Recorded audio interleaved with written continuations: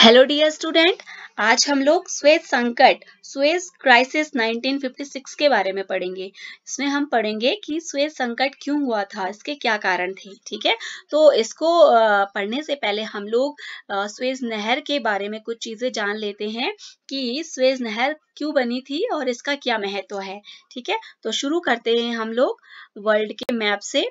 ये आप इसमें देखिए, ये है अफ्रीका महाद्वीप और ये जो हिस्सा है ये है यूरोप महाद्वीप का, और जो ये वाला है भाग है ये है एशिया महाद्वीप का। ठीक है, तो पहले जो व्यापार होता था, जो यातायात का जो मार्ग था वो यहाँ से था। ये देखिए, यूरोप से ये अफ्रीका होते हुए केप ऑफ गुड होप और इंडियन ओशियन होते हुए तब हम एशिया महाद्वीप में पहुंचते थे, है ना। लेकिन अगर हमें शॉर्टकट कोई रास्ता मिल जाता है तो बहुत आसानी से हम लोग एक राष्ट्र से दूसरे राष्ट्र में पहुंच सकते हैं, एक जगह से दूसरे जगह में पहुंच सकते हैं। तो इसीलिए जो है ये सुएज नहर को बनाया गया था। ठीक है, ये देखिए आप, यहाँ पर ये भूमध्य सागर है और ये है लाल सागर। ठीक है, तो इन दोनों को जो है जोड़ने के लिए कोई मार्ग नहीं मिल रहा था। ठीक है, कोई रास्ता नहीं मिल रहा था क्योंकि इन दोनों के बीच में ये एक लैंडमास एरिया था। ठीक है, इसलिए ये दोनों को जोड़ने के लिए यहाँ पर ये सुएज नहर बनाया गया था। ठीक है, ये देखिए आप, ये जूम करके दिखाया है, ये भूमध्य सागर और ये रेड सी लाल सागर, और यहाँ पर जो ये लैंडमास एरिया है ना, यहाँ पर बनाई गई सुएज नहर। और इसके बाद से जो व्यापार होता था वो भूमध्य सागर से होते हुए सुएज नहर से होते हुए रेड सी, और रेड सी से फिर इंडियन ओशियन, और उसके बाद एशिया या अफ्रीका महाद्वीप में पहुंचा जा सकता था। ठीक है, और जो ये सुएज नहर है ये आज इजिप्ट के नियंत्रण में है, मिस्र के नियंत्रण में है। ये देखिए यहाँ पर है इजिप्ट, इसी का ही जो ये एरिया है, यहाँ पर जो है सुएज नहर को बनाया गया है। ये देखिए आप, ये सुएज नहर का ये फोटो है, गूगल मैप से ये लिया गया है। ठीक है, अब देखते हैं हम कुछ चीजें, कुछ जानकारी सुएज नहर के बारे में। जो सुएज नहर है वो लाल सागर को भूमध्य सागर से जोड़ती है। ये देखिए, ये है भूमध्य सागर और ये है लाल सागर, और बीच में इन दोनों को जोड़ने के लिए बनाई गई है सुएज नहर। ठीक है, और सुएज नहर का जो निर्माण कार्य था वो 1859 में शुरू हो गया था, और फ्रांसीसी इंजीनियर फर्डिनेंड के द्वारा ये इसकी देखरेख में सुएज नहर का निर्माण शुरू हुआ था।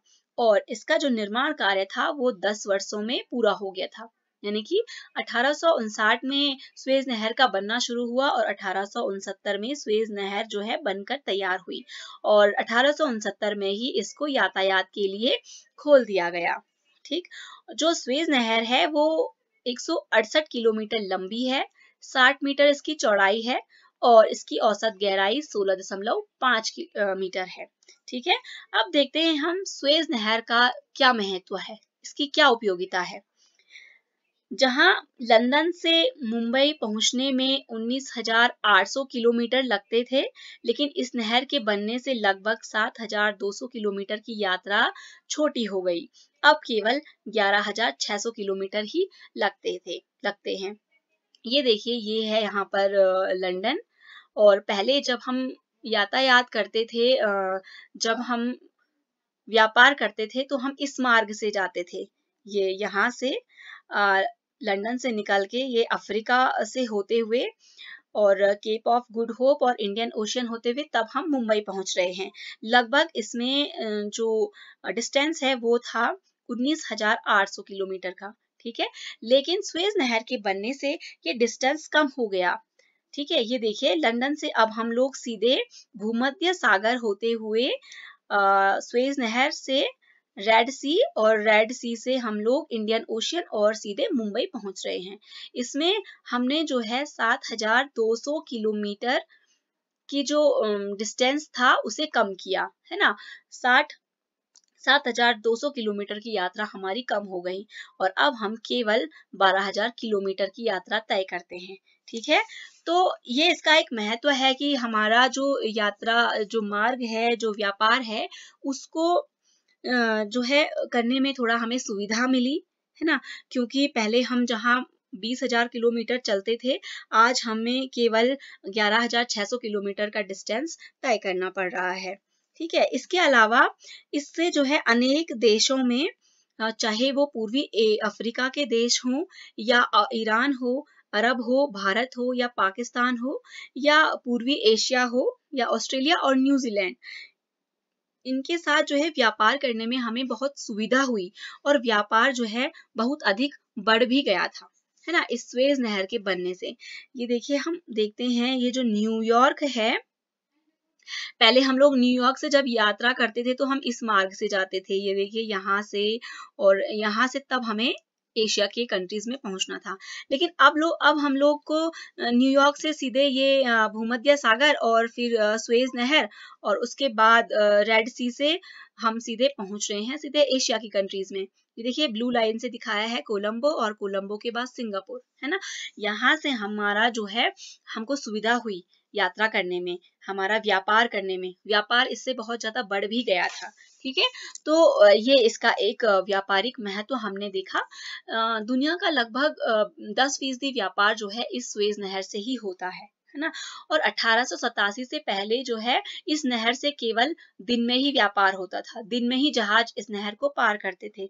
लेकिन 1887 के बाद जो है रात में भी जहाज इस नहर को पार करते हैं। ठीक है, तो जो ये स्वेज नहर है, इस पर जो है संकट क्यों आया, इसका इतिहास हम लोग देख लेते हैं पहले, है ना। इसका इतिहास हम देखते हैं पहले। जब जो स्वेज नहर है उस पर जो स्वामित्व था वो स्वेज कैनाल कंपनी का था, है ना। स्वेज कैनाल कंपनी इसका प्रबंधन करती थी, जिसके आधे शेयर फ्रांस के थे और आधे शेयर तुर्की, मिस्र और अन्य अरब देशों के थे। बाद में मिस्र और तुर्की ने अपने आधे शेयर जो है अंग्रेजों को बेच दिया, और 1888 में एक अंतर्राष्ट्रीय संधि के अनुसार ये जो नहर है इस पर किसी भी एक राष्ट्र की सेना नहीं रहेगी, ऐसा समझौता किया गया। लेकिन इन अंग्रेजों ने 1904 में इस समझौते को तोड़ दिया और नहर पर अपनी सेनाएं बैठा दी, और उन्हीं राष्ट्रों को यहाँ से जाने की अनुमति दी जो राष्ट्र जो है युद्धरत नहीं थे, उस समय युद्ध नहीं कर रहे थे।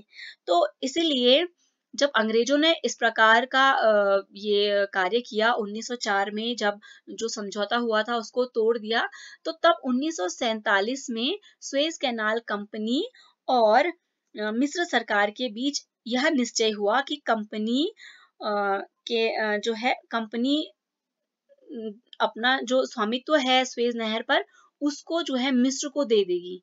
यानी कि कंपनी ने मिस्र को ये अधिकार दिया कि वो स्वेज नहर का प्रबंधन करेगी।